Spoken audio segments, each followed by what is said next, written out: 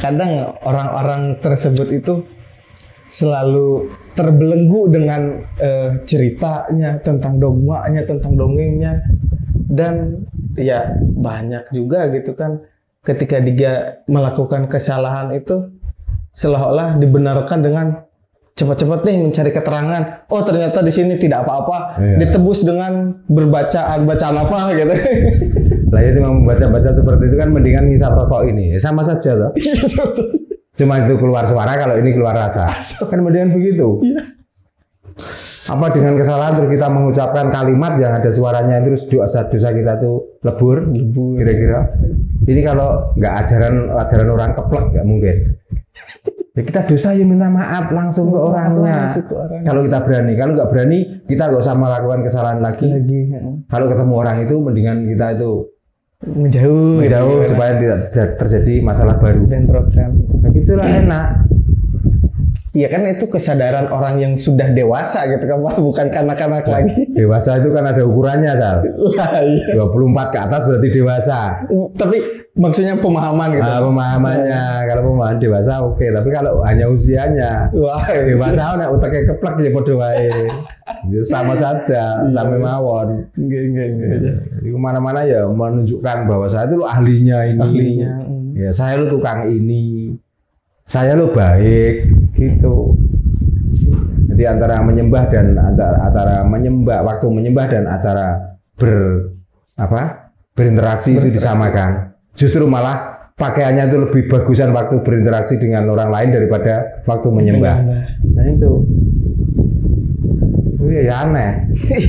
Iya banyak. Nah itulah kelihatan kekeplekannya, Sal. Kalau bahasa Jawa keplek itu pokoknya gilanya sudah tidak tertolong, itu keplek.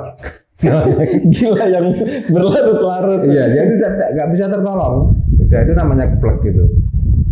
Tapi ya Pak, apakah masih ada kemungkinan katakanlah soalnya ya bukti nyata emang bangsa sekarang itu penganut-penganut yang sudah terdoktrin gitu kan Pak. Pola pikirnya itu ya beku lah, katakanlah beku. Namun ketika dia mulai menggunakan rasanya, ada kemungkinan pasti dia itu berubah cara sudut pandangnya, yang dulunya kaku menjadi fleksibel katakanlah. Pasti berubah Mah ketika dia menggunakan rasa. Kalau menggunakan rasa, biasanya dia itu kalau agama itu hablum minallah. Urusan saya dengan Tuhan. Malahan kalau pakai rasa. Tapi kalau masih di dalam agama, otaknya ini akan terbelenggu dan akan membatasi pergaulan mereka loh malah. Lihat aja tuh, orang ini yang masih gila dengan agama seperti apa? Coba diajak komunikasi aja itu loh, jawabnya tuh gak enak. Iya, nah, itu diajak ada apa saja itu loh, gak enak. Dia itu menyendiri karena apa? Dia merasa saya nggak selevel dengan mereka, ya. Gitu. Itu kalau orang masih gila dengan agama. Kampret ya. Nah, makanya orang itu kalau sudah belajar agama sudah terlalu dalam, kalau sudah gila itu malah wah. Lebih baik orang gila yang turut-turut jalan itu loh malahan. Itu kalau dipanggil sini tak kasih makan datang. Setelah dikasih walaupun dia gila masih terima kasih. Nah orang yang begitu enggak kok malah. Coba. Oh dikasih itu enggak terima kasih, malah ada apa ya kok ngasih? Kenapa ya? Malah curiga malah. Itu berarti kan orang gila yang tidak tertolong. Ya keplek itu ya. Nah keplek itu. Makanya jangan terlalu gila dengan agama. Ya, sekali lagi yang saya maksud gila dengan agama bermerek atau agama dongeng. Tapi kalau agama itu artinya ageman atau pegangan, silahkan kamu gila nih. Dalam arti orang yang sudah menggila ini agama atau ageman, sudah nampak semua perbuatannya akan baik, perilakunya kepada siapa saja tetap welas asih. Itu kalau orang yang orang yang gila dengan agama rasa. Ya, tapi kalau orang yang sudah gila dengan agama merek, pasti hidupnya itu terbatasi oleh langkahnya pun juga terbatasi oleh otaknya sendiri yang bulat, yang ruwet sebenarnya. Jadi malah curiga terus dengan orang lain. terus sok apa ya meninggikan derajatnya malah orang kalau sudah gila dengan agama itu. Kalau orang sudah gila dengan ageman malah merendahkan. Orang yang gila dengan ageman itu tidak pernah menuntut orang lain menghargai, tapi dia berusaha untuk menghargai orang lain terus.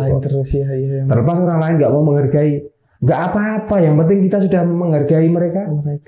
Mau diremehkan, mau direndahkan, urusanku apa dengan mereka? Orang gitu, untuk apa? Bingung dengan orang yang merendahkan itu. Saya pikir juga ya Mbah, ketika pola pikir seperti itu jauh dari penyakit ya Mbah, penyakit hati, penyakit curiga, jauh banget ya Mbah. Kalau orang kena penyakit jasmani itu karena rohaninya juga sakit. Seperti saya kemarin tuh San, kena sakit lambung, itu sebenarnya rohaniku yang sakit awalnya. Kenapa kok saya ngomong rohaniku? Saya pengen makan ini, padahal itu sudah larangan, tak makan. Akhirnya lambungku yang kena. Nah ini rohaniku awalnya. Kan nggak mungkin lambungku sudah sakit dulu. Iya. Kan diawali dari rohaniku, dari pemikiranku. Pengen makan ini, enak. Bahkan ingat waktu makan di Gedong Obo, sambal pedes. Iya.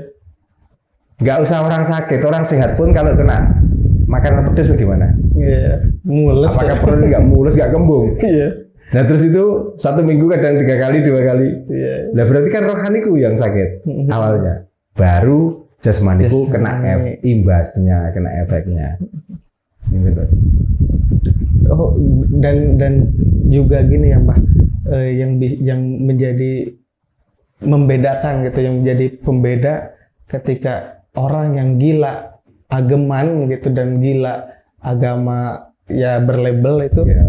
Sudut pandangnya itu kan yang saya tangkap, yang bisa tangkap sendiri ketika melakukan kebaikan itu, wah nanti dapat surga nih, dapat pahala. Tapi ya, berbeda dengan ageman roso.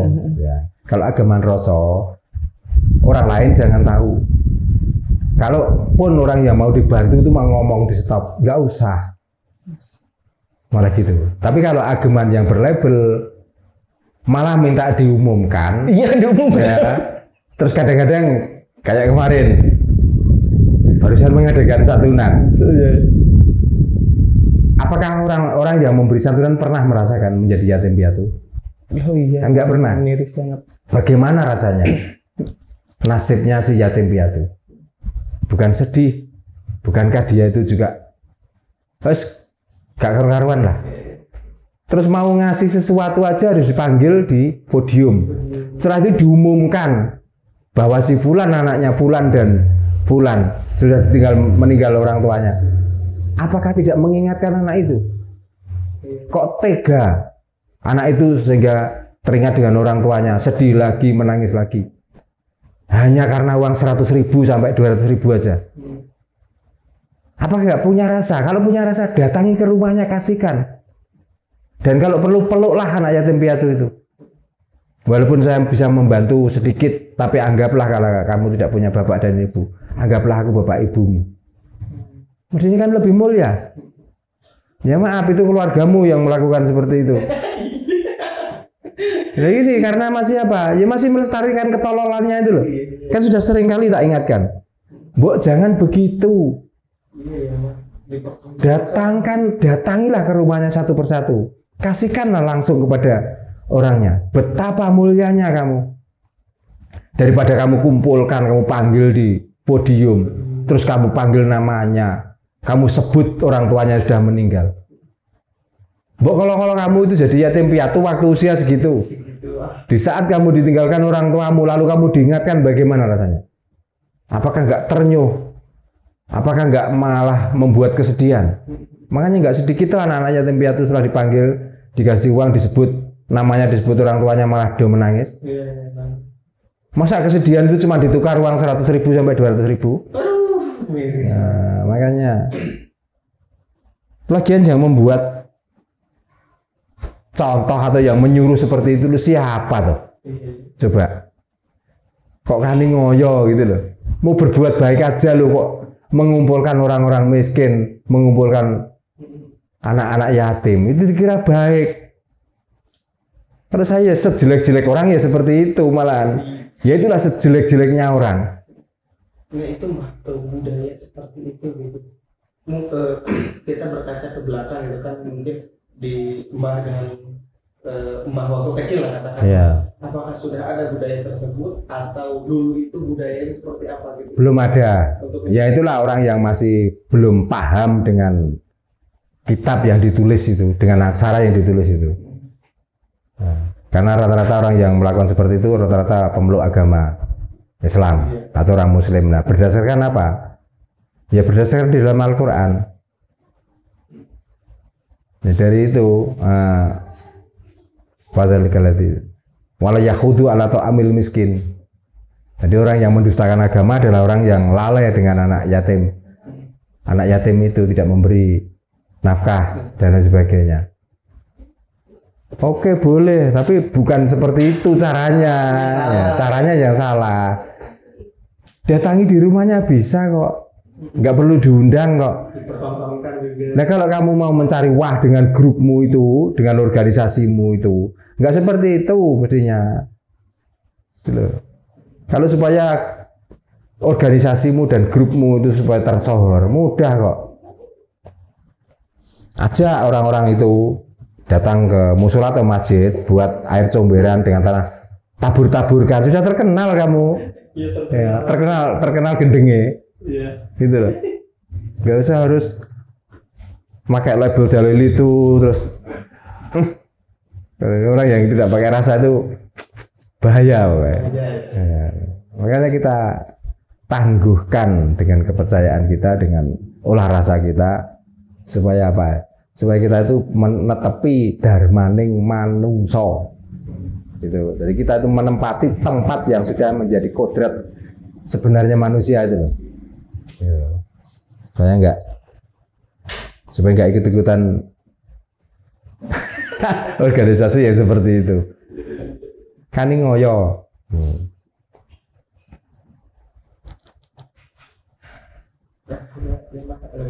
Mungkin saya cukupkan untuk pertemuan kali ini karena durasi sudah habis.